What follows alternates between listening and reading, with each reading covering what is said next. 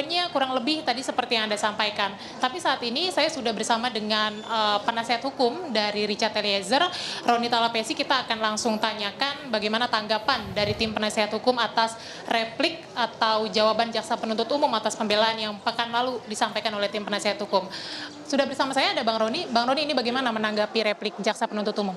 Ya, terkait dengan replik dari jaksa penuntut umum, tentunya kami tetap berpatokan atau berpegang kepada pledoi kami. Jadi terkait dengan berbeda pandangan, terkait dengan penerapan hukum, tentunya kami punya pandangan tersendiri ya.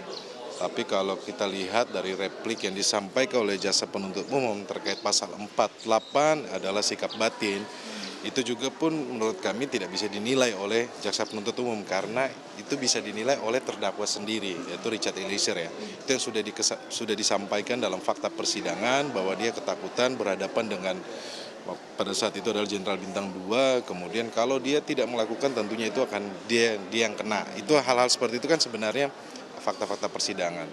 Nah, juga terkait dengan pasal 51 yang kita lihat adalah ada tadi disampaikan terkait dengan eksekutor ya, tentunya nanti kita akan jawab juga di duplik ya, karena itu kan fakta persidangan berdasarkan perintah ya. Kemudian Richard Eliezer ini kan dididik sebagai anggota Polri Korps Brimob, di mana di fakta persidangan sudah disampaikan bahwa dia tidak bisa menganalisa atau mengelola sebuah perintah atau mempertanyakan. Ini kan sebenarnya fakta persidangan sudah terungkap, Mbak Dian. Tadi kan kalau dari pihak penasihat hukum tentu saja menilai bahwa Richard Eliezer latar belakangnya adalah Brimob begitu ya, tidak bisa mempertanyakan perintah atasan. Tapi tadi juga jaksa penuntut umum ada argumen bahwa apa yang dilakukan Richard ini tidak dalam tekanan, kemudian itu hanya semata-mata loyalitas yang diberikan atau dilakukan Richard kepada Verdi Sambo. Penasihat hukum responnya seperti apa? Ya, itu kan berbeda pandangan kita dalam hal itu kan. Nanti kita sampaikan di duplik bahwa fakta persidangan adalah Richard Eliezer sebagai anggota Brimob kan, dia bukan seperti polisi seperti serse atau lalu lintas ya, itu sudah terungkap. Tetapi ya apa yang disampaikan oleh jaksa penuntut umum kami hormati, kami hargai ya terhadap replik tersebut. Tetapi kami berbeda pandangan. Jadi terhadap replik, satu sisi jaksa menyampaikan Brimob, kemudian sisi yang lainnya disampaikan bahwa dia menuruti loyalitas. Jadi menurut kami agak kontradiktif ya. Ya. Bang Roni, tadi juga jaksa menyebutkan bahwa sudah ada 2 alat bukti yang cukup untuk mengukur tindakan Richard Eliezer, tindak pidananya, kemudian juga mengukur peran dari Richard Eliezer sebagai pelaku utama tadi kan. Nah, sementara banyak juga publik suaranya kencang bahwa menilai tuntutannya terlalu tinggi, tapi terkait dengan argumen jaksa penuntut umum bahwa penilaian utamanya adalah karena mempertimbangkan peran Richard Eliezer yang merupakan pelaku awal atau pelaku utama setelah Verdi Sambo.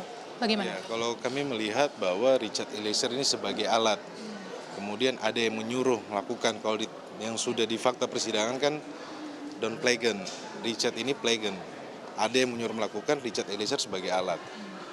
Sebagai alat, Richard Eliezer tidak bisa diminta pertanggungjawaban. Menurut saya itu sebenarnya teori hukum dan fakta persidangan yang sudah terungkap ya, tetapi nanti kita akan jawab nantilah di duplik kita. Akan dijawab di duplik, tapi strategi penyusunan dupliknya seperti apa, Bang? Nanti Mbak Dian, kan kita belum bisa sampaikan sekarang, tunggu saja nanti pas di duplik kita. Tapi kemudian bocoran sedikit poin-poin nanti yang akan disampaikan untuk menjawab replik jaksa penuntut umum tadi? Belum bisa, bersabar.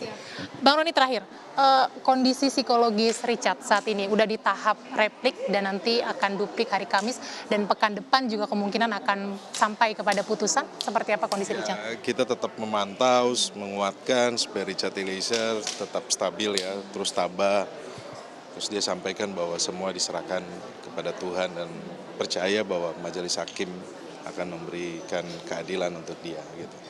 Tapi pada prinsipnya siap apapun putusan hakim? Kita lihat nanti ya. Terima kasih Bang Roni sudah berbagi di Breaking News Kompas TV. Selamat melanjutkan kegiatan. Terima kasih Bang Roni. Itu tadi Juno wawancara kita dengan kuasa hukum dari Richard Eliezer, Roni Talapesi, menanggapi replik yang sudah disampaikan oleh jaksa penuntut umum. Tadi poin-poin yang kami juga dirangkum dalam replik yang disampaikan oleh jaksa penuntut umum. Seperti yang saya sampaikan tadi, supaya majelis hakim ini menolak seluruh pembelaan baik dari penasihat hukum maupun terdakwa Richard Eliezer, kemudian juga menjatuhkan putusan kepada Richard Eliezer sesuai dengan tuntutan yang sebelumnya juga sudah dibacakan oleh jaksa penuntut umum, yakni 12 tahun penjara.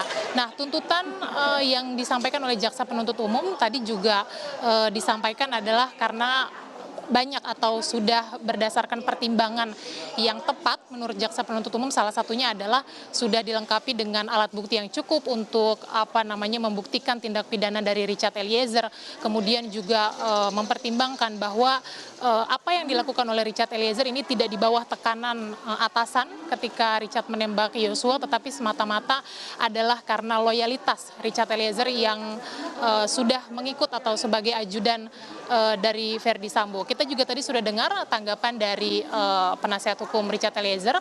Nanti hari Kamis akan ada duplik atau jawaban atau kesempatan terakhir untuk penasihat hukum ini menjawab replik dari jaksa penuntut umum. Kita akan nantikan tentu saja lanjutan sidangnya pada Kamis mendatang. Juno. Baik, terima kasih atas laporan lengkap Anda, Dian Silitonga, jurnalis Kompas TV yang saat ini berada di Pengadilan Negeri Jakarta Selatan. Dan